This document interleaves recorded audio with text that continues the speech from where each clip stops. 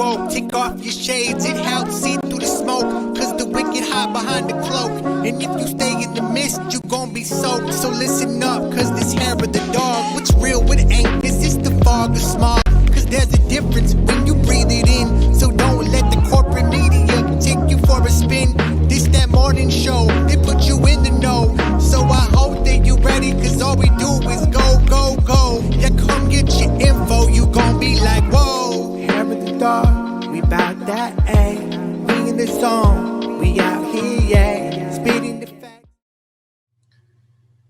Good morning, everyone. Welcome to Hair of the Dog. I'm Andy Kennedy. It is a lovely Wednesday morning and no time for chit chat because we got a lot to talk about. So we're going to get right to it. Good morning, Gary Barber. Wow, that was really fast. Thank you. Good morning. Hope everything is okay. But you're right. We do have a lot to get to today, so we'll just jump right into it. So first, overnight news. And if you saw the headlines yesterday, the district attorney out of Kenosha decided not to bring charges against the officers involved in the Jacob Blake Jr. shooting in Kenosha. And just a reminder, this is the incident where an unarmed man was shot within 3 minutes of police arriving on scene. 3 minutes. 3 minutes. So the district attorney has decided not to bring charges, and we expected the family of Jacob Blake, supporters, Black Lives Matter organizers all across Wisconsin, and in particular Kenosha, to protest this, but they actually have been. They have been out in the streets trying to bring awareness, trying to get justice for their son. And last night was no exception, very peaceful overnight. And shout out to Marquette University, whose players showed up for the championship wearing black jerseys, took a knee in honor of Jacob Blake. And I just want to read their statement real quick. So their public statement was, "We are extremely disappointed in the decision involving Jacob's shooting, and we will continue to use our platform to advocate and fight for racial injustice. This is another reminder that just because racial and social injustice hasn't received as much attention recently doesn't mean the need to fight against it has gone away." And I absolutely agree with that. Just because it's winter and it's impractical for a lot of people to get out in the streets, there are still things that are being done online, being done with phone calls, email, all of this sort of thing. And I expect to see this ramping up because while the headlines haven't necessarily reflected it, we have had an unarmed shooting at least once every 3 weeks, continuing since the November election. So this is still happening. It's still an issue. And I applaud the team members for taking a stand. Now, more on this district attorney in Kenosha. So I did post a link in the chat this morning. And by the way, if you're just tuning in, you can weigh in with comments and questions during this live broadcast. We will see them. We will respond to them and try to answer your questions as best we can. But one of the links that I did post in the chat this morning was about this district attorney, because he's been at the forefront of a lot of questionable decisions during his term. And one of them is another shooting, a gentleman by the name of Michael Bell. Michael Bell was 21 years old, and he was standing in front of his own mother and his sister when police arrived and shot him in the head. Now, where it's significant with the district attorney is this district attorney apparently has made phone calls, personal phone calls to local officials, I believe it was 12 of them, asking them to kind of tamp it down, that he was not going to pursue charges, and was actually stalling the investigation. If these allegations are true, that the district attorney is stalling an investigation, that's illegal. So we definitely want to follow up on that and follow up with the family of Mr. Bell to find out what's going on in this story and does it relate to the same thing that's going on with Jacob Blake. So those are the headlines from Kenosha. Now I want to pivot a little bit to the big topic that everyone's talking about, the Georgia election. So if you are watching the numbers come in overnight, it is so incredibly close. And just as a sidebar, if you're a candidate or you're going to work for a candidate, the numbers here should trigger you to go and challenge votes. So this is a time where you can find votes that have been thrown out, and these are your provisional ballots. This is when you would step in and fight for, as a voter who's gone into their polling place and was handed a provisional ballot. So what you would be doing is arguing that, yes, this is the person they say they are, and they are a legal voter. I need this provisional ballot turned into a regular ballot. And you as a voter, if you were handed a provisional ballot, can do the exact same thing. In most states, you have between 5 and 7 days to petition your local county clerk to change your provisional into a regular ballot and have it join in the count. Most states don't actually count provisional ballots, but some do. So each state is a little bit different. If you're handed a provisional ballot, you actually have a right to make this petition. But if you're working for a campaign, or you yourself are a candidate and your margins are this small, this is exactly what the campaign should be doing. A team of lawyers, team of volunteers, everybody going in to pull ballots back so they get counted.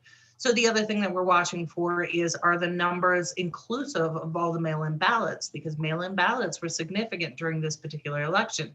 So we expect the outcome to hold, where both the Democratic candidates for Senate have prevailed, but things could change up just a little bit. So what does this mean for the entire national outlook? Well, number one, it means that the Democrats get a minor majority over the Senate, which is good. So you have, just like we had during the first 2 years of Obama's term, Biden will come in with the House majority, the Senate majority, and of course his own seat in the executive branch. Does this mean that policy normally flows through as it should?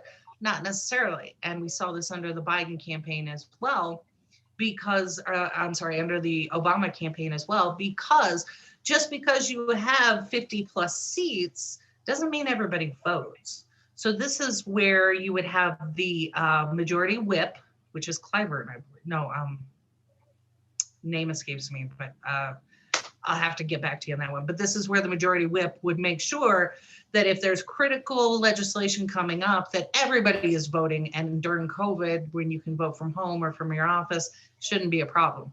And then also this triggers the tie-breaking vote, which is the vice president in the Senate, and that would be Kamala Harris. So these are good things for the Democratic side if everybody votes. And as we saw during the Pelosi vote for House Speaker, you had a number of Democrats not vote in that particular one, but then we still have that outstanding 16 dinos.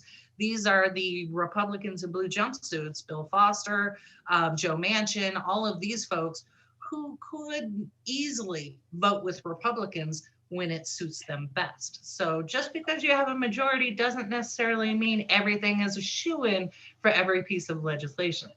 So the other question that's come up is, now will Bernie Sanders get chair of the budget committee?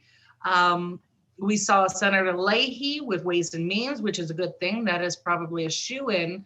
And before this broadcast, we were actually talking about, will Senator Sanders get chairmanship of the budget?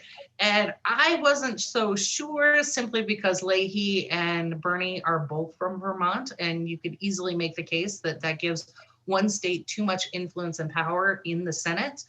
But Andy, you pointed out that Stephanie Kelton tweeted that that may in fact be the case, that Senator Sanders would get the budget chairmanship, which is great, because what the chairman does is not only maintain the rules of that committee, but helps to push in, usher in legislation and guide conversations. So there is a bit of influence in the chairman's seat. So, and if you're not sure who Stephanie Kelton is, the author of New York best-selling book, The Deficit Myth, but she has also been attached to Bernie Sanders' campaign as the chief financial advisor in both 2020 and 2016. So she is quite well connected with Bernie and would have lots of ways to find out if this would be the case or not. So it's a pretty credible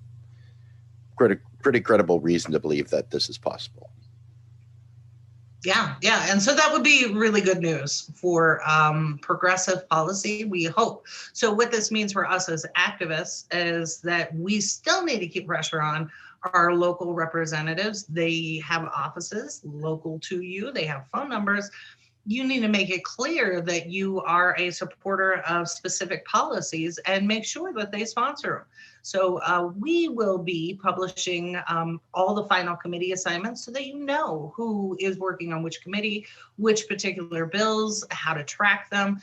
And congress.gov, G-O-V, is a wonderful resource because you can set up text alerts for any particular bill. So for example, in the 116th Congress, Pramila Jayapal, Representative Jayapal, submitted Medicare for All, and you could sign up for text alerts every time that bill moved, every time there was a critical vote, every time the debate was going to go on. Sometimes these debates were actually broadcast on C-SPAN. So you could see exactly where your representative was in this particular conversation, particularly if they were in the House Ways and Means Committee. And last cycle, we had a number of Democrats, those dinos in blue jumpsuits, who spoke against Medicare for All. And I talked about one of them. This is Brad Schneider in Illinois' 10th congressional district. We need him out of the way, and out of the way fast, either because he's got a conflict of interest, which he does, or we need to convince him that, there are enough people in his district. I believe it's 32,000 who are uninsured, and that was before the pandemic. So maybe he'll come around and actually grow a conscience and support this bill. So these are all the things that we will talk about as things start to roll out with legislation in the 117th Congress, and keep you informed on that. But this is a perfect time to segue into a larger conversation based on all the drama that we had last week with the vote for speaker. So we have this duopoly system, and it looks like even our progressive champions are subjected to some influence from the party apparatus. So what do we do about this? How do we make sure that our progressive allies that say they're going to support something actually get to do it when the time comes, when that vote matters? And our next guest offers some pretty concrete solutions here and some ideas that you might consider. So right now I want to welcome Miss Ellee Spawn. She is with the National Progressive Party. So good morning, Miss Ellee. Good morning, Miss Carrie. Thank you for having me. Yeah, always a pleasure. Yeah, we've had a number of folks from your organization on, and it's always exciting to see the groundwork because this is such a monumental, huge task. It's nice to see all the groundwork that's being done. So why don't you tell us about that? What are you doing at NPP, National Progressive Party, to maybe provide a challenge or an alternative for voters? Oh, golly, we've been up to all kinds of hijinks over the last couple of months. You wouldn't know it by looking at necessarily our social media or webpage or anything, because there's so much that goes on that isn't public facing, whether it is drumming up support from volunteers or launching a fundraising campaign, those sorts of things.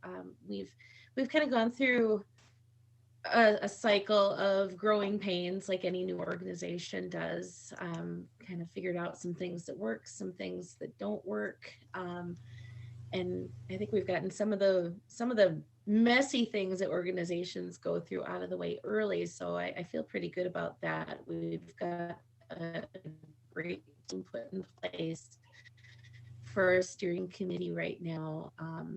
So I want to give a shout out to those guys that are currently on our steering committee. It consists of Mike Toller and Andy Summers and oh gosh, I'm drawing a blank right now. I'm not caffeinated enough yet this morning.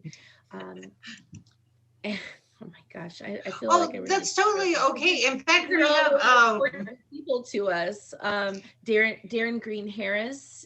He's kind of from down south. And I can't forget Sam. Sam has been instrumental in helping us write our policy as well as our charter. So we've got these guys on board and a couple of other people that we're talking to as far as joining our steering committee to make it a little larger, to get more input from different walks of life and different perspectives. So we know that we're doing our best to try to represent, I guess, the conglomerate person that is the average American, which, we're trying to put all of these people into one place to kind of combine to make like a super American, so to speak, so we can get all the ideas from different parts of the country. That just saying that sounded really stupid. It sounded a lot better in my head. It's totally okay, but actually you bring up a point that the folks in the chat have raised this morning. So good morning to Mike. Mike Toller has joined us this morning via chat, and then we have Dave. And Dave brings up this comment. He said, just remember, there's a fuck ton of focus at the federal level, nonprofits and such. He said there's desperate need for work at the local level, and you can make a greater influence at the local and state level because you would be a bigger fish in a smaller pond. And he's right. Now, if I remember correctly, that was kind of the focus of the work that you guys were doing, right?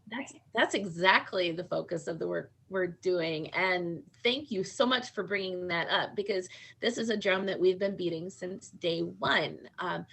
Our strategy towards organizing is so much different than a lot of other political parties. We are strong believers in organizing from the grassroots up. And what that means is we want to get people into the city councils and into the county commissions and, the state legislatures, all of the lower, the quote, lower level positions, because that's where the most effective change can happen the fastest. And, I know it's fun and it's sexy to run somebody for president right away and do that race to the top thing. And I get all that, but let's use Howie Hawkins, for example. Had he won a presidential seat, who does he have in Congress and Senate that is on his team to back him up? And I ask that a lot, and everybody's like, well, nobody. Like, right, you're right. And so what we want to do is we want to build this party up from the ground up so that when we're ready to run somebody for that office, we'll already have people in the Senate, we'll have people in the Congress that will support our presidential candidate should that candidate get into office. Because once we're there, we want to be effective. And so that's why we're building from the ground up instead of from a big splash at the top down, if that makes sense. Okay, so let me back up a little bit and make sure I understand. So are you guys organizing around some loose, I guess, loose policy positions or platforms, or have you not gotten that far? Because the reason I asked that question as a follow-up is, let's say I'm running as one of your candidates for Congress, where is the coalition building going for that? Well, right now, as far as coalition building, we are talking with a lot of other groups that have popped up over the course of the last couple of years, making partnerships where we can with them. And in some cases, we're in talks of forming mergers with some groups that have already done some of the basic groundwork of becoming a party. That being said, we're also talking to groups who've done none of the groundwork, who have got a lot of eager beaver volunteers that want to get involved in something, and their group really just has gotten as far as it can go without somebody who has already gone just a little bit farther. As far as running candidates go, and a party platform, we are really of the opinion that our platform shouldn't be decided by just a group of us that are getting this thing going. We want our membership to have a say in what our exact platform is. And so that platform will be decided when we get to the point of a national convention. It sounds aggressive, but we're shooting for August of this year. I don't know if we'll make it or not, but that's kind of what we're pushing for. All things considered, providing COVID slows down to the point where we can do something that is kind of more intimate and in person rather than a a virtual rally of sorts. But our basic tenets, as far as our agenda, we want to be able to advance a comprehensive progressive agenda. We're not accepting contributions from corporate interests. We basically, our goal is to develop, and we want to work outside of the Democratic and the Republican parties, because we have found that the Democratic Party, the Republican Party, it's the same guy, just a different color tie and a different hot button, different wedge issues. Otherwise, they're at the end of the day, these guys all shake hands at the end of the day and decide, what are we going to do tomorrow to mess things up for the American public? And I think we all know that we're kind of sick of it. So like I said, we're pursuing a bottom-up electoral strategy that appeals broadly with a unifying progressive message. Everybody can agree we all need to do something about healthcare. Everybody can agree that we need to do something about the wage structure in America. Everybody can agree that anybody that wants a job in this country should be able to get a job in this country. And so those are the kinds of things that we're working for. And to do this, building from the ground up, we're working, like I said, at the lowest of levels. We're establishing committees on the municipal and the county and the state party levels first. And we're hoping to be able to start running candidates as soon as this year in certain areas. They may not be running per se as National Progressive Party officially on the ballot. They'll be running as independents with our endorsement. And then as soon as we've got ballot access in that state, then they will become members of our party. And so that's just basically the strategy that we're running with right now. I think it's a great strategy personally, and I've mentioned before, coming from Illinois now to New Mexico and seeing the difference in how things are run here. Like, for example, I mentioned most elections have multiple parties and multiple candidates. So it focuses on policy and what a candidate wants to do rather than party affiliation.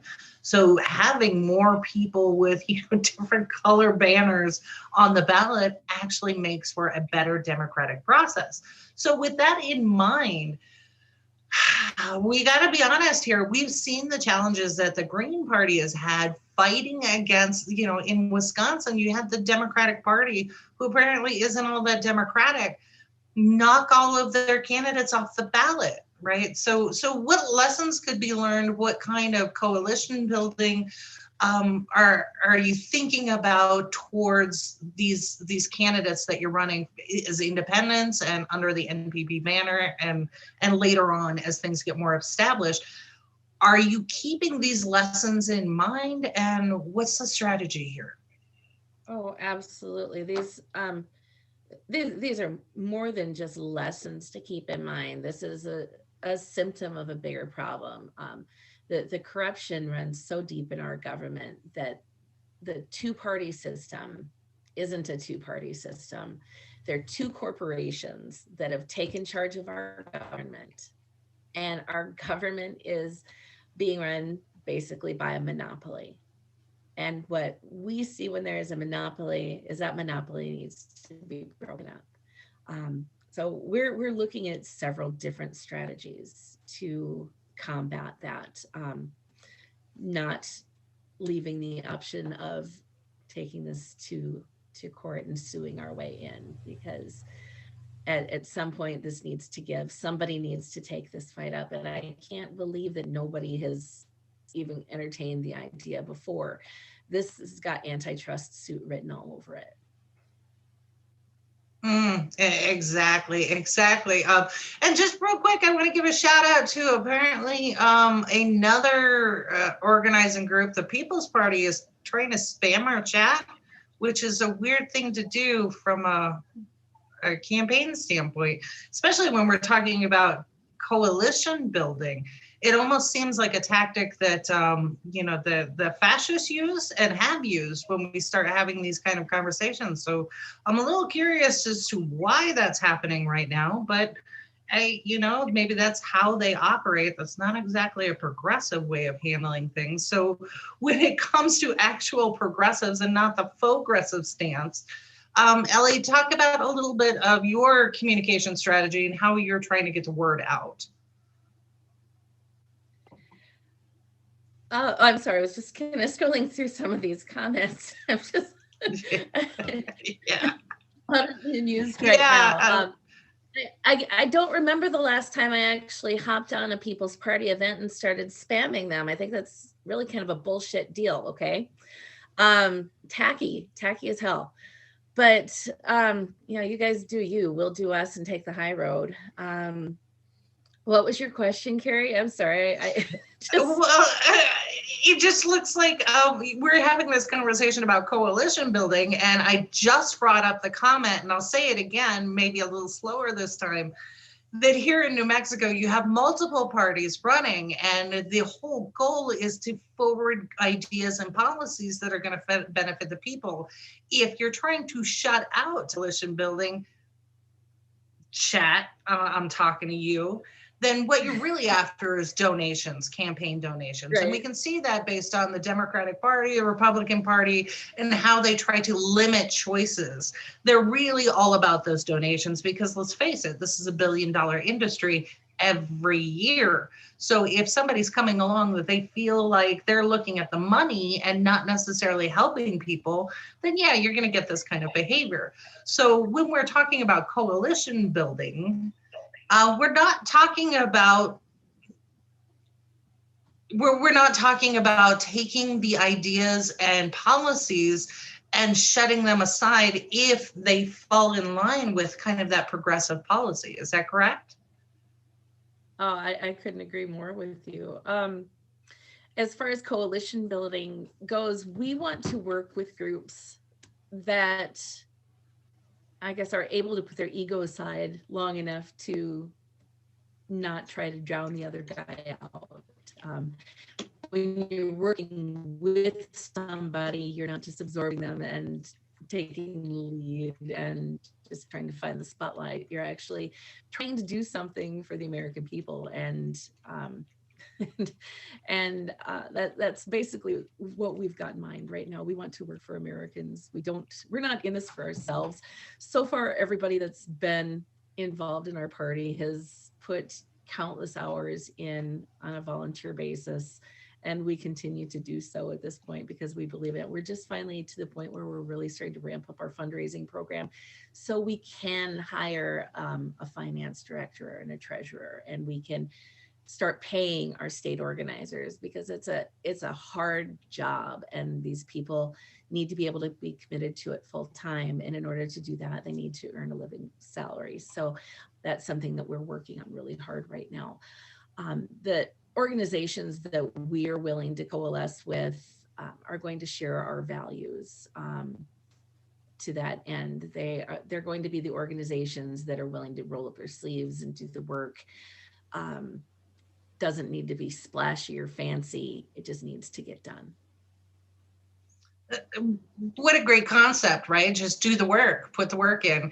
And, this is kind of the pushback we heard over the last week. And I want to get into some of the headlines and maybe put you on the spot a little bit with your take on this. But the pushback that we heard from, in particular, AOC and Mark Pocan was, it's not time now for Medicare for all. And in fact, it was on us to do more of the work, more of the organizing and activism and things like that. I'm not going to lie, I took it personally because I've been doing this work for over a decade, blood, sweat, and tears, and have the scars to prove it. So you're talking about doing the same thing, but in a slightly different way. So rather than trying to get the Democratic machine in line with what the people want, you're talking about taking a different approach. So your take on activism, and are we doing enough? No, we're not doing enough. We're not nearly doing enough as far as activism is concerned. That's a big reason why we have partnered with the Yellow Vest movement, and we're working hand in hand with them right now on several projects, and it's a partnership that is really got some great synergy going on right now, because, I've always been more of the person who's run as the candidate, the person who, does the quiet organizing. I've never been the activist type. And what Josh and his team bring to the table are the noisy people, the people that get out in the public and, make our voice. I couldn't be more excited right now than I am about the partnership that we have forged with them. It's a relatively recent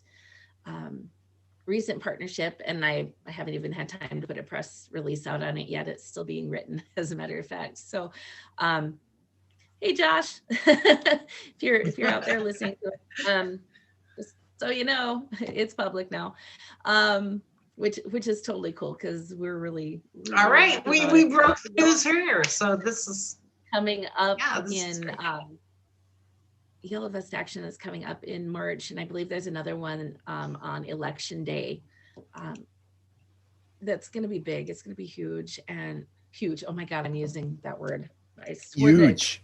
It's I going was to be going to huge. strike that from my vocabulary altogether, but it really is. It's a big deal, and I think it's going to be very well attended. I wish I could talk more intelligently on it, but to answer your question in a without being so long-winded, Carrie, yes, activism is something that definitely needed. Whether it's a big event in Washington or whether there's smaller events locally, there are things that people need to step up and do because they're not getting done. Absolutely.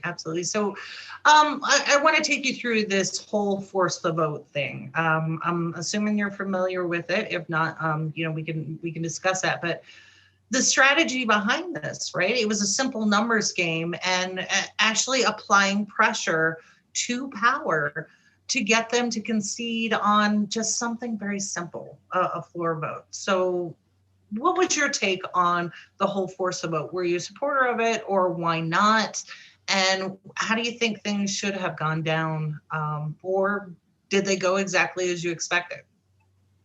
Well, I think things kind of went exactly as I expect. I've lost faith in anybody that's in office right now. As far as I'm concerned, we have burn the whole shooting match down and start all over again. We've got some progressives in office that had the best of intentions when they went in, and what we're seeing time after time after time, they fall right in line, and Nancy snaps her fingers and they basically do her bidding now. And so it doesn't take very long for Washington to get their hands on people once they're there, and that's already been proven now. I know you've got to give to get when you get there, and you've got to work with other people, whether it's across the aisle with other parties or even within your own party. But when you lose sight of your basic principles and why you're there in the first place, that becomes a problem. And I don't think that these changes can be made from within the Democratic Party. The Democratic Party needs to be made relevant.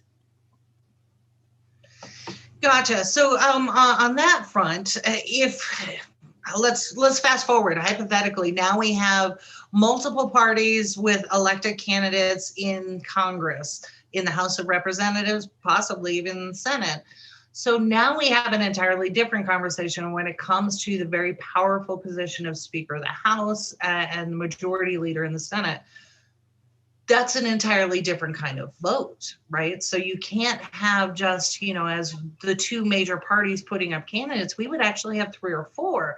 This kind of lends itself into ranked choice voting.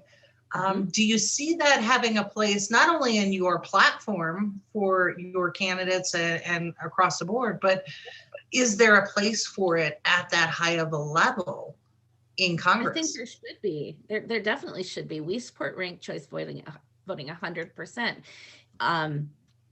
It definitely lends itself to a better way of getting the right people into office. And by that, I mean getting the people who the American people actually want to have in office instead of having an anointed one that ends up, winning whether it's a runoff election or a primary election, or somebody that a party just decides, hey, this is who we're putting forward. You really don't have any choice in the matter. So we definitely support ranked choice voting 100%. Awesome. That's a good thing. And, just having conversations like in Massachusetts, they're using it, Maine, they're using it, and we're starting to see that roll out more and more, ranked choice voting. And I think you could make the case, including to Speaker Pelosi, that, yeah, if we have more of these different parties in office and you have to do coalition building, ranked choice voting actually helps with the Democratic option, because chances are, if I'm an NPP candidate elected to office, my second or third choice is going to be the Democratic position. So I think it's an easy sell, as particularly at that level, and where they go, the rest of the states tend to go too. So that would be a good way to frame it. But so I want to talk about your multi-state strategy, right? So this is not an effort that is happening just in the big popular states that, maybe the more progressive leaning states like Vermont and California and things like that. You're organizing across every state and district. Is that correct? That's 100% correct. Yeah, we're actually starting in some of the more difficult states first, because we know it's going to be harder to get them on board. Like, for example, I'm in South Dakota. We all know what a shit show South Dakota is politically. It's deep red. It's home of Governor Kristi Noem, who is out stumping for her presidential bid for 2024 instead of staying here, taking care of business in our state. What we have found, the Democratic Party here is all but on life support. They don't even have really an office anymore in South Dakota. They are all kind of just scattered, unfortunately, and they're good people. So I want to get that, make that abundantly clear. A lot of people that are involved in the leadership of the Democratic Party in South Dakota, I consider friends. But what I have found is we need to do better. And there are a lot of actual progressives in South Dakota that don't have a voice. And that's what we're aiming to do, is give those people a voice, give them a reason to want to get out and vote again. And if we can do it here in South Dakota, we can do this anywhere. We've got organizers in 27 states now and continuing to build on that. And I think, the minute we're able to start offering paid positions, we'll have organizers in all 50 states really quickly. And I lost my train of thought. I forgot what I was going to say next, but I'm sorry. Not enough it's okay. Yet. I know it is really early for you. It's 10 a.m. East Coast time, but everyone who's, in the rest of the flyover country, it's early. So not a problem there. But if people want to find out more information about the work that you're doing, maybe get involved at a state and local level, like Dave suggested, or want to help with organizing more at a national level, how do they get involved? Oh, it's really easy. Just go to our website, and there is a button right near the top of the page that says volunteer. Click that button, sign up. Very easy. And I think I had posted a link to your Facebook page and your website. I'll do it again in the chat if anybody has any questions and wants to check it out for themselves. That should be easy for them to do, get involved. And then you are on Twitter as well. So they will have all of that information, and it should be there now. So any final thoughts or closing ideas that you want to leave everybody with, maybe motivate them a little bit to get involved, or some things that they need to think about if they're still kind of on the fence and supporting the duopoly system that we have? Well, I know change is hard. Believing in something new that isn't a proven quantity isn't easy. I guess what I've got to say about that is I've never been one to buy into, hey, this can't be done, because there's always a way to get something done. The people that say this can't be done, they're the reason we can't have nice things. And so I guess if we want better things, if we want to leave a better world for our kids and for our grandchildren moving forward, we have to do something. We have to do it now. We don't have time to wait. Time's not a luxury we have anymore.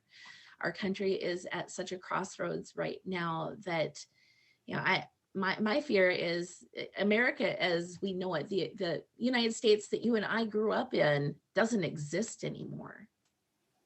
And we deserve to have better. And in order to get better, we have to do better. In order to do better, we have to all get involved. That's great. I couldn't have said it better, and I am so glad that you have made this statement so clearly. So for anyone out there who's watching who is getting just as frustrated as I know I am, that there are alternatives out there, whether you have a strong, robust Green Party or you want to start something like the NPP in your local district.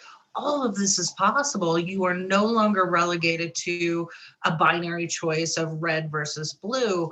And this is a perfect way for us to get the information out there, get policy discussions, really focus on where we want to be, not just now, but going in the future. And oh, by the way, it's a new year, which means we are 1 year closer to the catastrophic effects of climate change. 8 years. That's not a lot of time, not a lot of time to pivot and really get a coordinated effort to work on things pragmatic and possible for the state. So Ellie, thank you so much for getting up early and joining us, and hope to have you back and check in with you as things go on and make sure that we are at the forefront of getting information out there for you, and anyone else who wants to get involved has all of that information. So thank you this morning. Well, thank you so much for having me. Wonderful interview. And I hope that everyone takes a listen to everything that Ellie said this morning, maybe shares this with someone else and starts a conversation with your friends and colleagues. And maybe this is the way to go. So check out the National Progressive Party. The website, the Twitter feed, and the Facebook organizing are all in the chat right now. So you have those links. And then for us here at DLF, we have a couple of exciting things coming up. So next week, we are premiering a brand new show with Darnell Williams, Talk That Shit. So the way that he explains it is everyone has a burden. We've all got these burdens, whether it's from pandemic or local relationships, this sort of thing. And it's time to unburden yourself. And he says the best way to do that is let's just talk that shit out. So he is coming up next week with a brand new program. So look for that. That will be another live call-in show. So you can absolutely participate. Part of what we do here at DLF is totally grassroots focused. So you are part of the conversation, except when you get unruly in my chat, then you get blocked. So everyone else, be respectful, be kind, create space for each other to have a good, meaningful conversation, and join in any one of our programs coming up from DLF Live on Tuesday nights, our show Monday, Wednesday, and Friday. Darnell coming up on Tuesdays. I think it's Monday or Tuesday on the 11th. Whatever day the 11th is. Sorry, it's still early for me. And then we have some new programs that will be developed and launched here shortly. So lots of great things happening on our network. And you can see that independent media all across the spectrum is growing, and we need more of that. It is the pushback on corporate narratives, basically propaganda at this point. And we need to keep supporting independent media for this reason, because CNN is not going to call an Ellie Spawn because they are paid by the DNC. So this is where it really matters and the rubber hits the road. So thank you to all our Patreon donors, and thank you to everyone who's left a tip to our on-air talent. We really appreciate it. Helps us buy technology and all the equipment that we need to keep moving forward. So thank you. Andy, any closing thoughts or anything you want to mention before we get out of here this morning? Oh, just that I can't wait for spring. Okay. All right.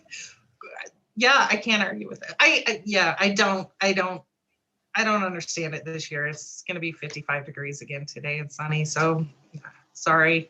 You're welcome to come for a vacation later, but All right. On that note, let's get out of here and everybody enjoy the rest of your day. We will be back on Friday. We're working on a really special guest as well as covering the headlines from everything that happened. And today in particular, reach out to your friends in the District of Columbia, Washington, D.C., because today is going to be an extremely trying day. The Proud Boys they're on a roll. So the irony in this is they're really upset at DC's Metropolitan Police who haven't at this point tear gassed them and shot them with rubber bullets. The most that they've brought out is just the pepper spray. And the Proud Boys are really not happy about that. So interesting dynamic there. Watch that one carefully. So from all of us here, especially on Hair of the Dog, have a good day.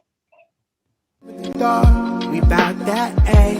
We in the zone, we out here, yeah. Spitting the facts, how it's supposed to be. Hair of the dog, we keep it G. Whoa.